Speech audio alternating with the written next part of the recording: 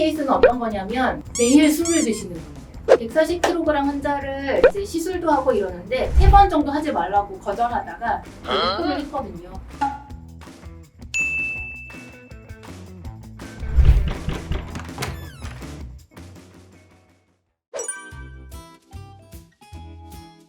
제가 이제 비만 환자들 되게 다양하게 보는데요. 실제로는 막 제가 봤던 환자 중에 제일 몸무게가 많이 나갔던 환자는 140kg이었거든요.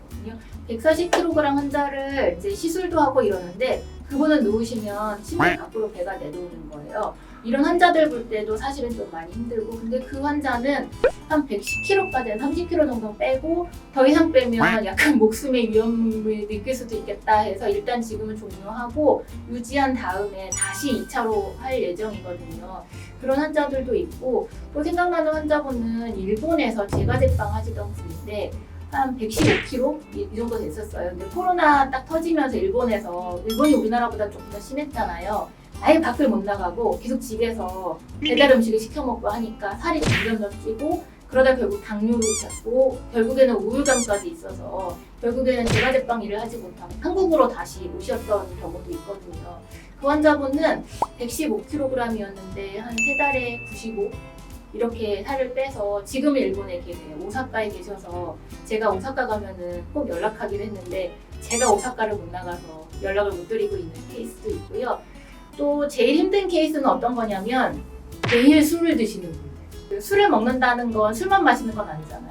술에 필요한 안주들은 되게 기름진 안주들이 많은데, 예를 들면 영업하시는 분들, 뭐 어디 광고회사 상무님도 계셨고 인테리어 회사 대표님도 계셨고, 근데 이런 분들은 매일 밤에 술이신 거예요. 코로나 때도 그분들은 술을 마셨던 것 같아요. 그래서 살을 뺄 때 사실은 그러니까 뭐 음식을 줄여야 되는 건 당연한 건데 음식을 줄일 수 없는 이런 경우는 상당히 좀 힘들긴 하죠. 그래서 그런 분들 같은 경우는 사실은 그래도 저는 빼거든요. 어떻게 해서든 빼거든요. 근데 그 뺀 게 잘 유지가 돼야 되는데 잘 유지 안 되고 다시 찌는 경우도 있어서 그런 부분은 제가 하면서 조금 많이 힘들고 좀 한계 느끼는 그런 케이스이기도 합니다.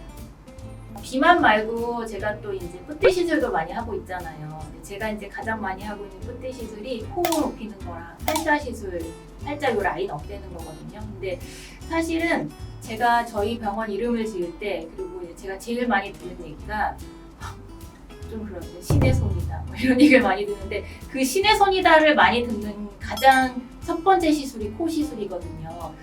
제가 했던 시술 중에 지금 막 기억나는 건 수능 점수가 높은 대학의 영문과 학생이었어요. 4학년인데 본인이 코가 낮으니까 약간 귀여운 얼굴로 보이는 거예요. 사실 저는 하지 말라고 했거든요. 본인이 와서 계속 코를 높여달라고 하는데 코를 높이기에는 지금 얼굴도 너무 귀엽고 예뻐서 하지 말라고 했는데 본인 스스로 전문성이 좀 떨어진다는 거예요. 영문과 나와서 이제 취직을 해야 되는데 코가 너무 낮으면 약간 귀여운 느낌 이런 게 있어서, 그래서 결국에는 제가 3번 정도 하지 말라고 거절하다가 결국 코를 했거든요. 너무 잘 나왔죠, 당연히. 신의 손이 한 거잖아요. 근데 그러고 나서 2달 있다가 전화 왔어요. 원장님, 저 같은 클래스에 있는 남자 2명한테 전화번호 따냈다고. 이럴 때 제가 사실 참 뿌듯하기도 하죠. 저는 단지 코를 고쳐줬을 때 환자는 남자친구가 생기는 이런 케이스도 있어서, 그런 점에서 정신과 의사이긴 하지만 환자들의 자존감을 올리기 위해서 뿌띠 시술하는 것도 굉장히 재밌는 저한테는 일상입니다.